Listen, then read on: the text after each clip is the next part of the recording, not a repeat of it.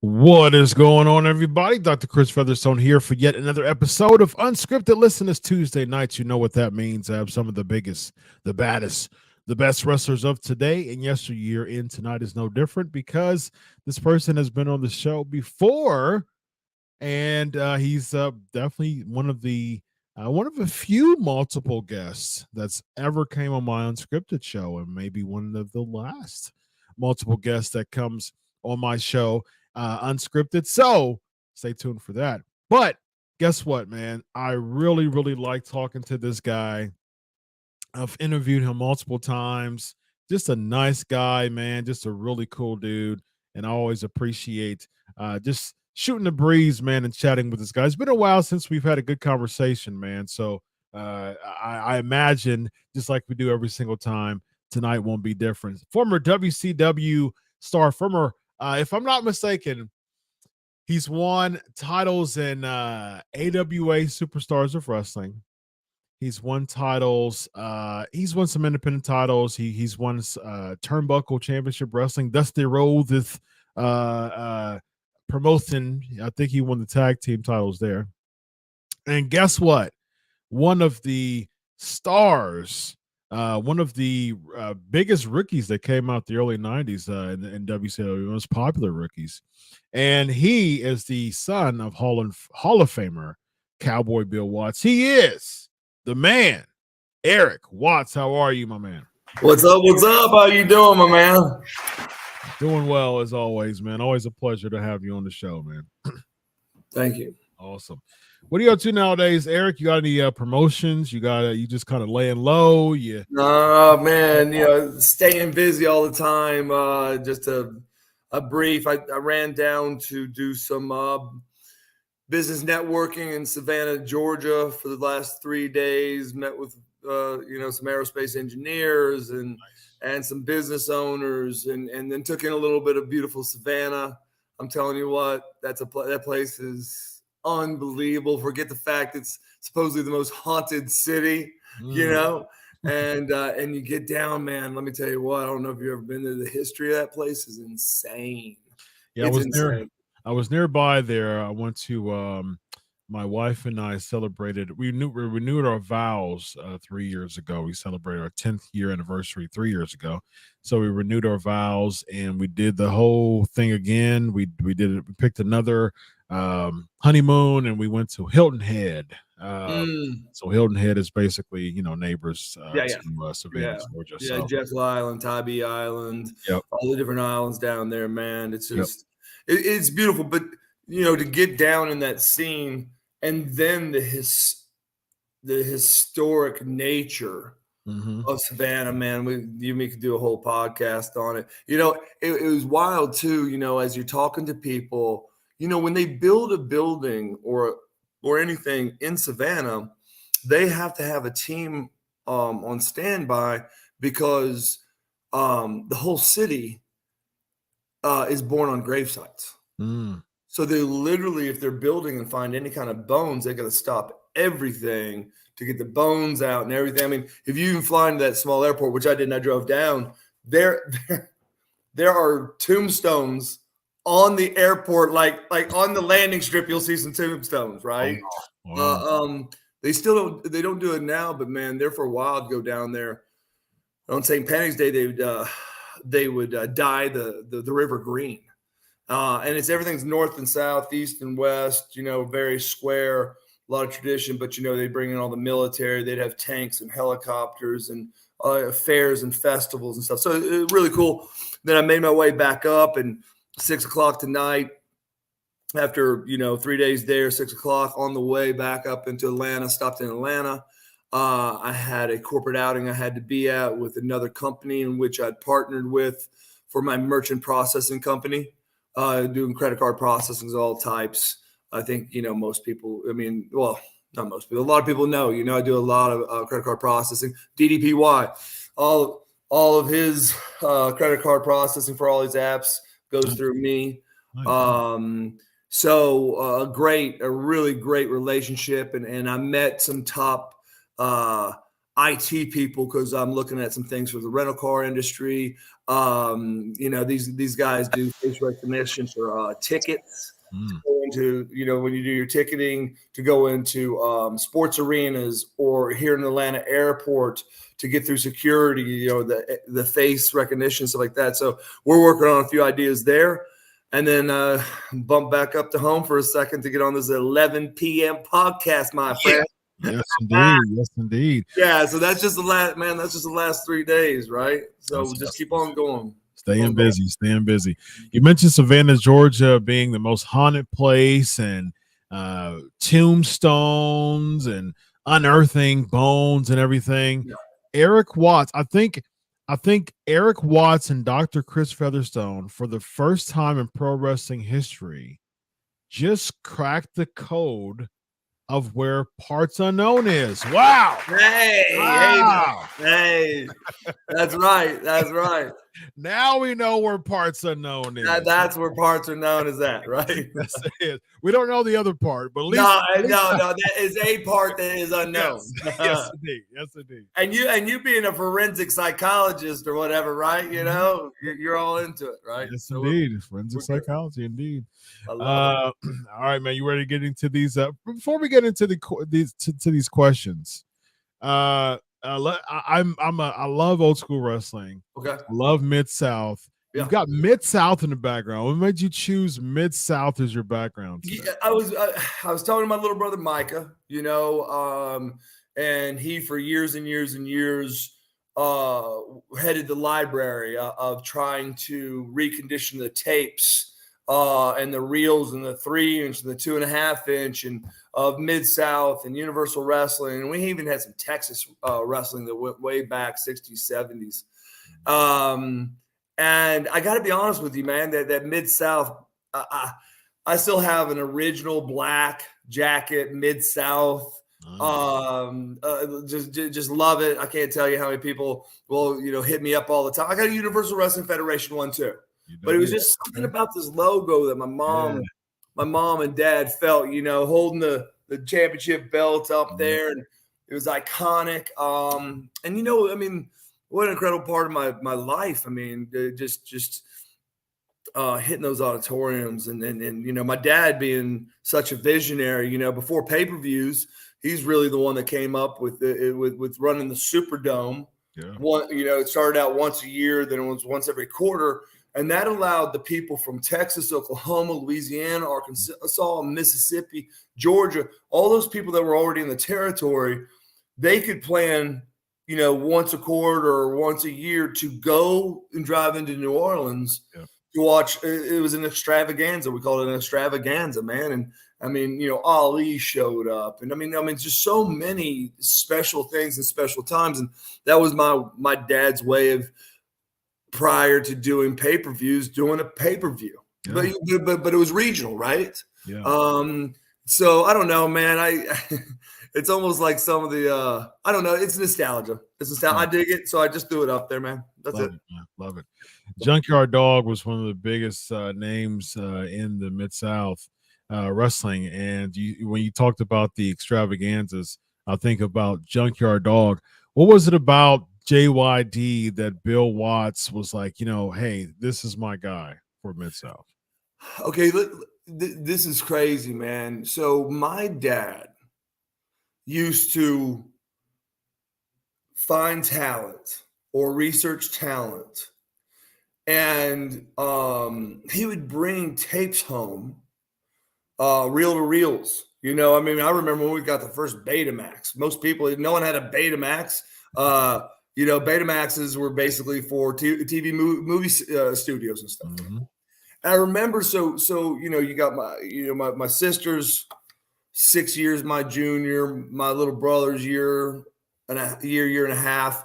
Joel was 4 or 5 years older. Now you got my mother, you got my father. And so that was kind of your movie studio of people. Sometimes we'd have friends over and go, what do you think about this athlete? Or what do you think about this match? Or what do you think about or we'd watch the TV shows, right? Instead of paying tens of thousands of dollars, right, to put it in. And I remember my dad saying this. He's like, I'm going to show you a tape of someone, and you hear it, but it's like a once in a generation it factor. He goes, now watch.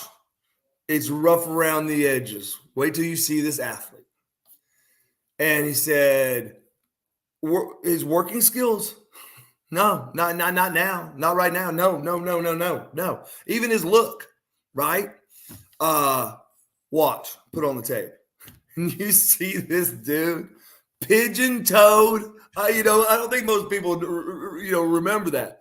And that's what he shuffled that way all the time. Like that was his walk, And my dad, we watched, and it's like, oh my gosh. Now again, think about this. I mean, we've seen tapes on, Rick Steiner and Sting and Ultimate Warrior, which was Rock when he came to, to us, Rock and Roll Express, Midnight Express, because some of these were not. Sometimes it wasn't just people my dad took. Like my dad would find people in different territories and maybe tag them up and change names. So we're watching this and we're like, we don't even know what we're watching.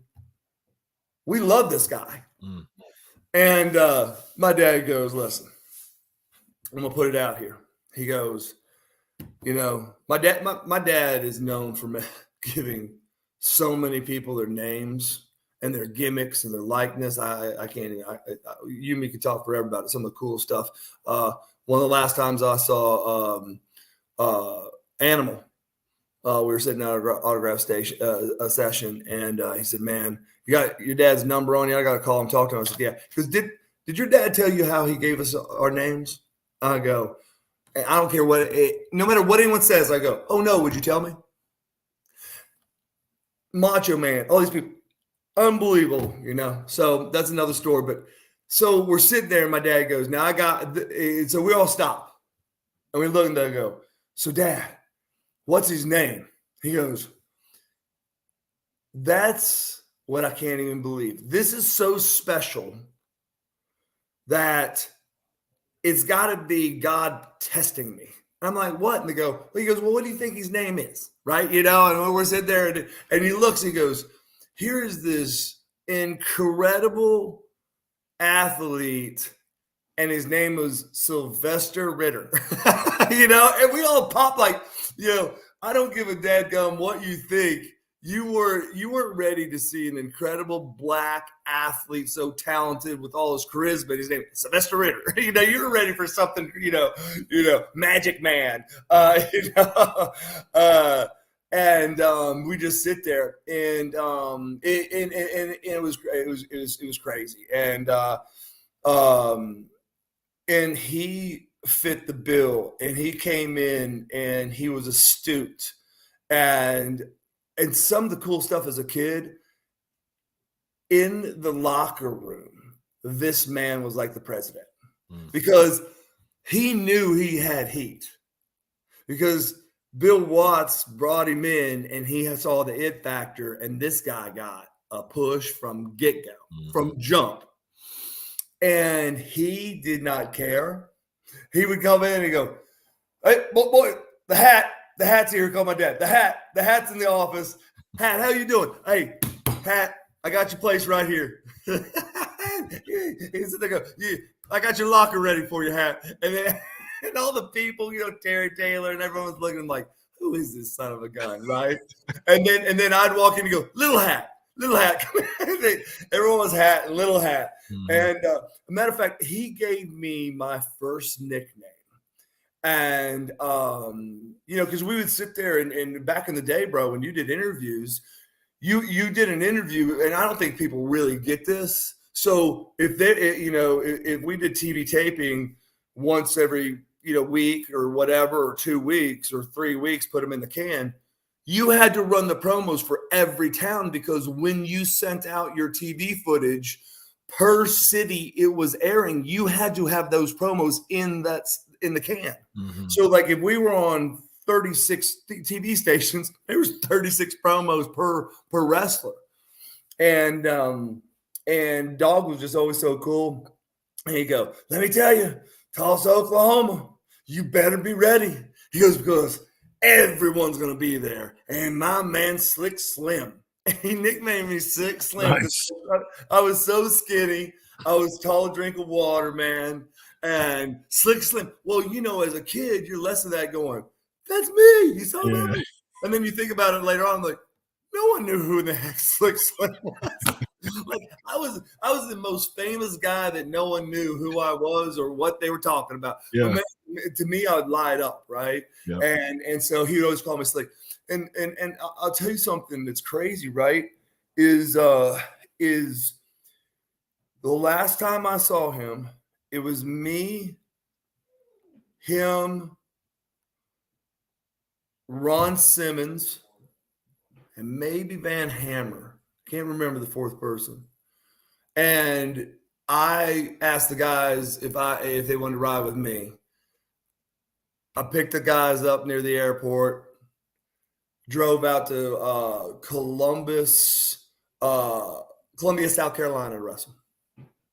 And we were sitting in the locker room. Now, listen, I don't know how to say this.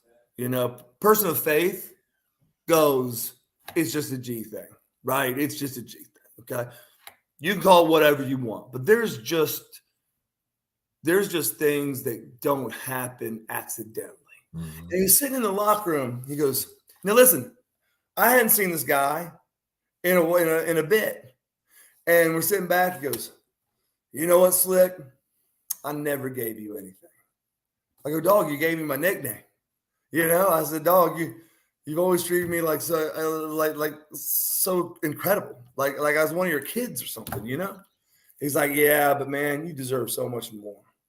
And he reached into his bag and he pulled out these white Junkyard Dog boots.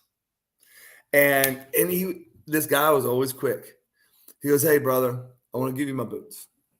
And I'm thinking to myself, now listen, guys, I don't care what anyone says. I am a pro wrestler. I'm second generation. Pro wrestling is in the Watts DNA. It is not just something, it's everything. Hold on. I'm a wrestler. I'm a fan, and I'm a mark. Let's just get it right. Period. And he's sitting there talking to me, and he goes, "Look, they even have my blood on it. And Dog doesn't bleed." And it literally, there's drops of blood on his boots. Mm-hmm. And he said, hey, baby, he goes, I've always wanted to give you something. And I said, dog, man, come on, bro. You could sell these on eBay. He goes, no, what I give you, it ain't money. It's just I want to give you a little bit of me for, all the time I've been around you. All right, dog. We get in the car. We're driving back to Atlanta. And pull up. He goes, you see Betsy, don't you? I said, yeah, I do. My dad, and don't ask me the year. I don't remember the year. But the top of the line Mercedes-Benz was a 450 SEL. And this was a chocolate brown, tan leather interior. And my dad gave him a Mercedes as a bonus one year. And he called it Betsy. And Betsy had probably about 200,000 miles on it. And it didn't look like it had a mile. Leather perfect, everything. And he goes, baby, me and Betsy. And I said, yeah, dog, I see it. He goes, hey, listen. He goes, let's hang out. I said, well, I would like to. Let's get together. He goes, okay. He goes, I'm going to run down to my daughter's graduation in Louisiana and surprise her. He goes, I'll be back in town. Call me, baby. I said, okay. And he went down there on the way back, fell asleep and died. And wrecked and died in that Mercedes. Wow. Yeah. Yeah. And then you think back going, why of all the times?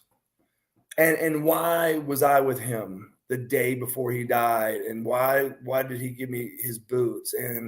And why did I ask if I could pick people up just to ride together? Like, listen, we're all doing good. It's like we don't have to ride share, But see, I took every chance I could to ride with as many athletes as I could so that I could overhear conversation or pick their mind or ask them questions, because there's so much to learn.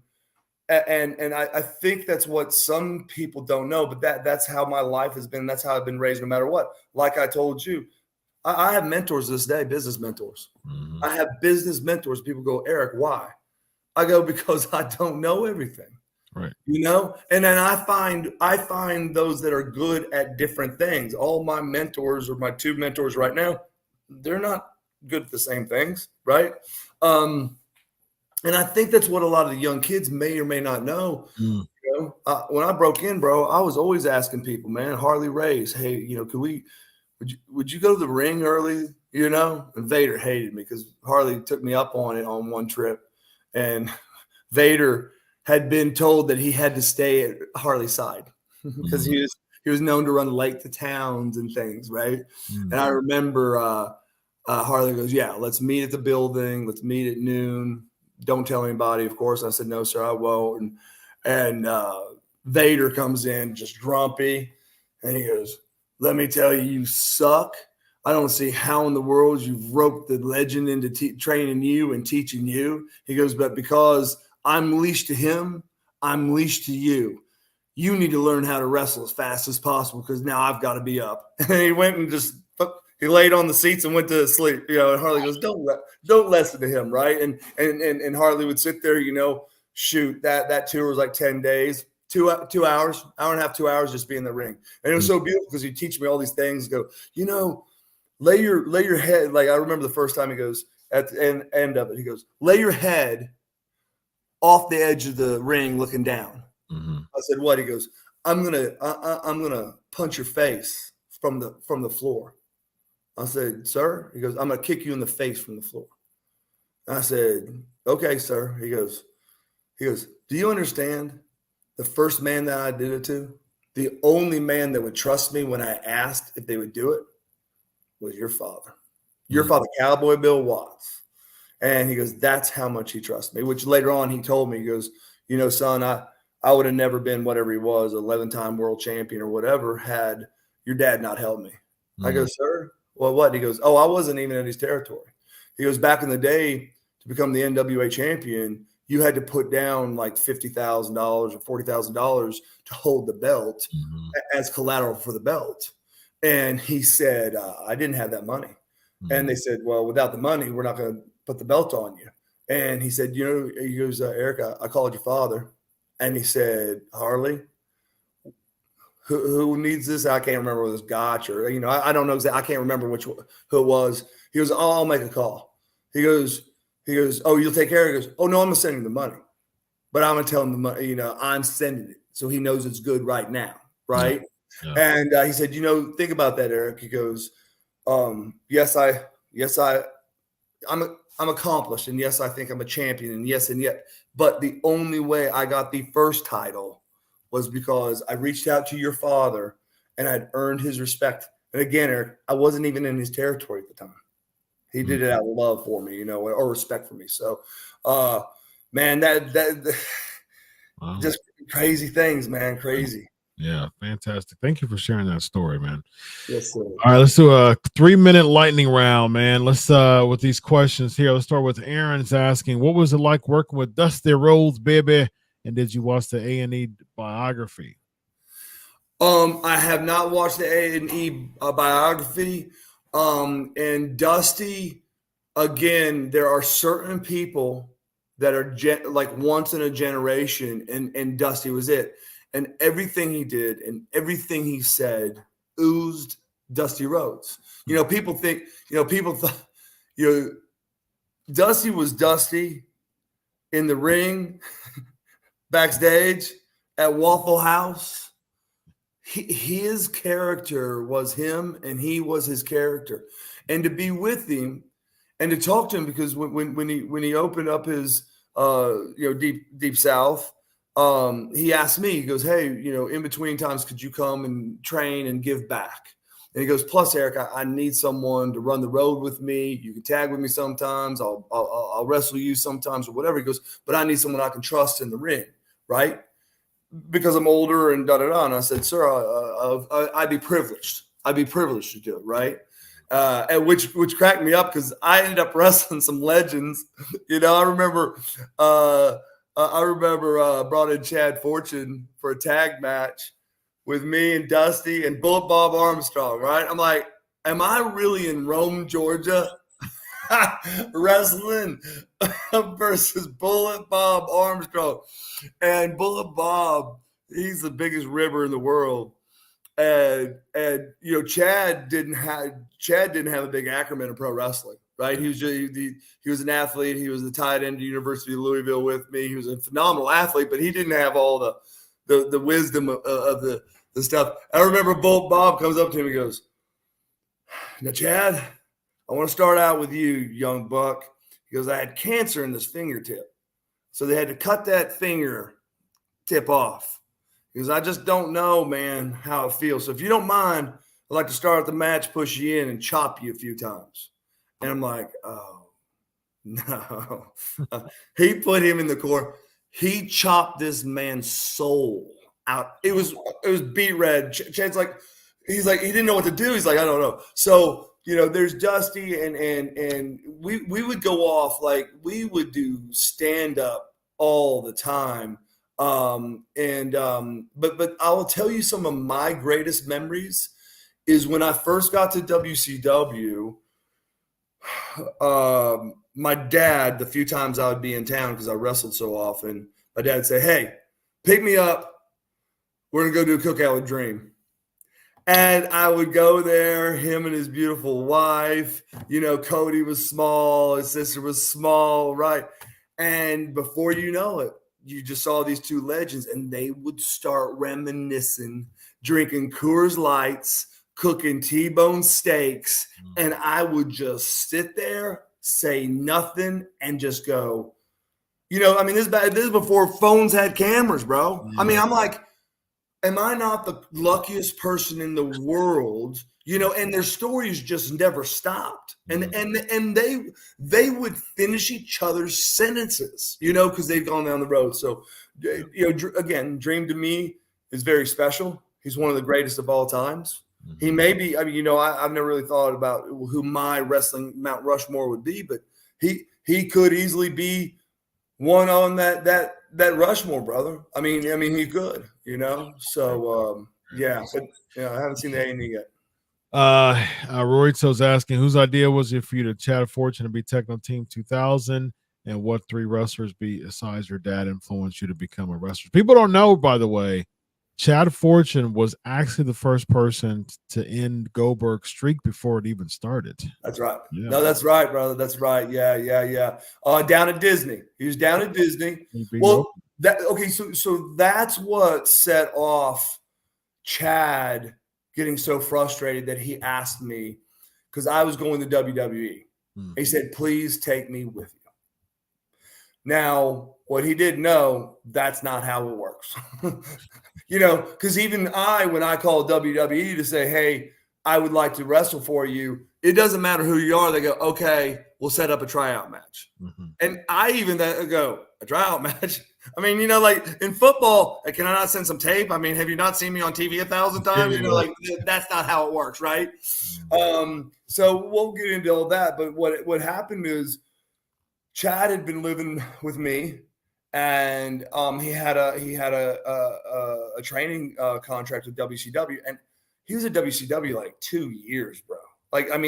That's all he did. 5 days a week was go train, and da. And so you can imagine any athlete, you're biting at the bit to get going. And so a few times they'd say, okay, you're getting ready to go. You're getting ready to go. So he went down to Orlando, and he goes in there, and it's Bill, and Bill's a friend of mine. We played ball together, when we were in high school, right? He's an Oklahoma boy, right? And so I've known Bill since I was a kid. And so what I'm saying that is Bill got along with Chad, even though he didn't know Chad until he met him, because hey, that's Erik Watts' boy. We're all friends, right? So they have a match with him down at Disney. He beats Bill Goldberg, and then Bischoff goes, hold on, Chad. I love it. Let's put it in the can. I want to tweak your outfit or something. There was something crazy. And Chad went off the deep end when he he called me. I'm on the road. You're not going to believe this is crazy. I'm so sick of promises. And I'm sitting there, bro. I said, bro, you're lucky, right? You're at the school making good money. A lot of people don't even get to the school, right? But I understand it. So he got mad when I got home. I said, hey, listen, I'm going to go to WWE. I got to try out. I'll call, and I'll ask if I can bring you, which that call was very strange, because when I made the call, Jim Ross called me back. And he said, Eric, do you know what you're asking? I said, yeah, I'm asking for you guys to look at another athlete. He goes, that's not how it works. I go, what do you mean? He goes, you bring him in on your tryout, and he doesn't do well, you both go home. I go, excuse me? I said, so you mean tell me if I'm trying out and I look good and he looks bad? He goes, yeah. Well, at that time, though, what do you do? I'm already that deep in. I'm like, oh, he's my boy.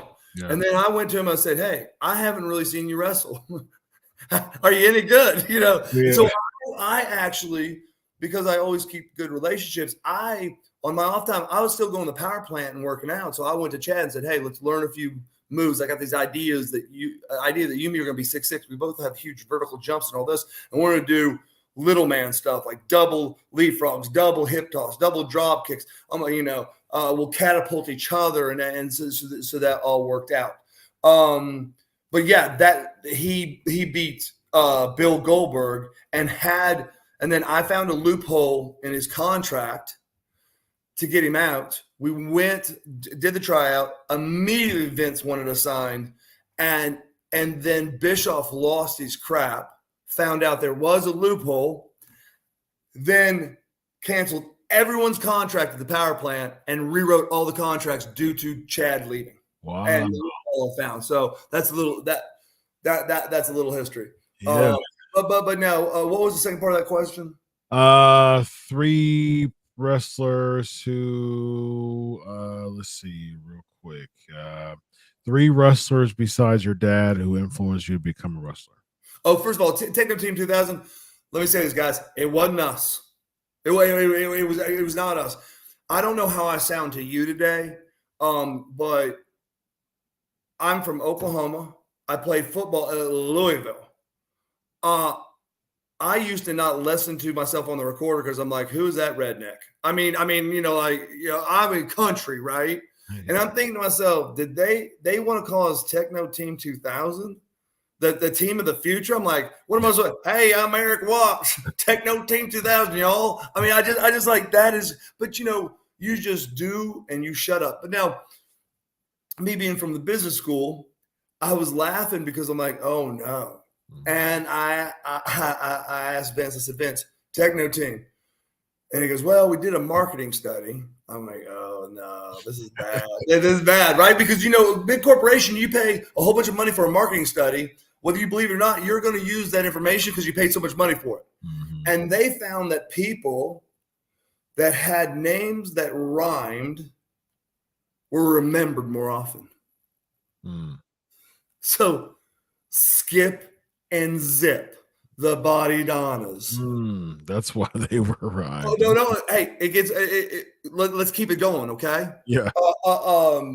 Bart and Billy, the Smoking Guns. Mm-hmm. Troy and Travis, Techno Team 2000. Mm-hmm. There was another one too. There was another. And so everything's rhyming. Yeah. And so they gave that to us. And listen, they didn't even hit us with the Troy and Travis part until we were going to go out on TV. They go, hey, one of you are Troy, one of you are Travis. Which one are you? And we go, what do you mean? And then I can't remember who it was. I go, okay. Call in the air, Eric, and I go, heads, tails, whatever, boom, you're Troy. I mean, it was like a flip, and then they go, all right, tell color commentary, Eric's Troy, Chad's Travis. I mean, literally in the gorilla position going out. Okay. Oh. The other one was 3 wrestlers. What? Who influenced you besides your dad? Oh man, listen, I can't. There is. It was a village. People have heard about the Heat, and no one can explain the Heat. But going back to what I told you, since my young years in school, in life, and in sports, my dad said you always find 4 or 5 people that are better than you, and you learn from them. Ask them. So when I get to think about how you remember that angle in the parking lot with me and Arn Anderson? Mm-hmm. Yeah. Arn put that together, brother. Arn was hurt. He knew he was going to have to be out. He wanted to sit there, and he wanted to have an angle with the guy that had the most heat because he was so brilliant. And that allowed him also to take me under his wing and do a huge storyline with me. And it was awesome. Ricky the Dragon Steamboat, I would ride in the car with him before the matches, after the matches, during the matches, in between the matches. I can't. I had so many. Hiro Matsuda came and would work with me. Chono from Japan worked with me. Some of the greatest when I went to Germany. Franz Schumann. A lot of people here don't know. One of the greatest wrestlers of all time. I'm with Franz. I'm with Fit Finlay before Fit Finlay got here. I'm with like the best of the best. I'm making friends with people, and they're like, well, my best friend is going to be one of the greatest pro wrestlers ever. Let me get him on the phone. Calls Canada, and that's how I met Chris Benoit. Wow. You know what I'm saying? Hey, Chris. He goes, yeah, no, I know of Eric. He goes, listen, Eric's over here in Germany for 30 days, and this kid comes up 2 days I'm here and asks me if I'd work out with him. Because in Germany, when you go to catch, they'd do like 6 towns. I only went for 1 town, and you'd be there for a month, and you'd have a wrestling match every night for like 30 days, and then they do an end tournament. They kept scores. Gotcha. So I found the 3 best guys and said, would you train me? I got so much heat because all the guys were like, why is Franz Schumann? Why are these people showing up to work out with Erik Watts an hour, 2 hours during the day? Mm-hmm. And I finally, one of the legends got mad and goes, because he asked. What person doesn't want to give back? You guys are so stuck on yourself. And they go, well, we wouldn't think you'd want to give back. And they're like, this is our craft, not your craft. We want everyone to learn the craft. So I wish, like I really. Owen and Bret Hart, when I went to WWE, as soon as I got there, they said, we've heard the heat. We've heard it. We can't even believe the stories. Mm-hmm. come to us anytime you want to work out, anytime you want moves, any questions you have, you come to us. You are family. I was like, okay, Macho Man, family. I mean, now that didn't take away any of the heat because I never put it in anyone's face. Now, occasionally on a podcast, I'll tell people, but it wasn't for anyone to know. Paul Orndorff, unbelievable. And Paul would say, I want to do an angle with Watts. And Grizzly Smith would come up and go, okay, Paul, now listen, beat the kid. I'm going to give you like 12 minutes. And Paul would go, okay, sir. And we'd go 20, 25, 30, which were making the guys in the back mad because the first time he did that, we had battle royals every night. And so everyone was mad. And so then Grizzly, instead of giving us like a 45-minute time limit or excuse me, a 30-minute time limit, one night we went out there and they go, for one fall and a 15-minute time limit. I was like, I've never even heard of a 15-minute. You know, he was going to try to keep Paul from keeping me out there. And Paul was just eating it up. Again, though, Paul knew me since I was 14, 15 years old as an athlete, as a child. So I'm so sorry. I can't give you 3. I give you 3. I can give you 300. yeah, for sure. Well, we got to land the plane there, man. Thank you so much. I think that you need your own podcast called Road Stories with Erik Watts, man. I think that would be money. You've got a wealth of road stories to share, and I was just soaking it all in, man. Yeah, man. I've got to talk to you again. This was great, man. I'm sorry I couldn't get to all the questions, but we have to land the plane here. Let the listeners know once again where to find you on the socials. What's that? Let the listeners know where to find the social media. Yeah. Look, I'm trying to ramp it up. DDP just crushed me the other day. My daughter crushed me. My daughter is starting her 4th year at the Naval Academy in cybersecurity, and she started every game in basketball. She's a 6'1", unbelievable basketball player, genius.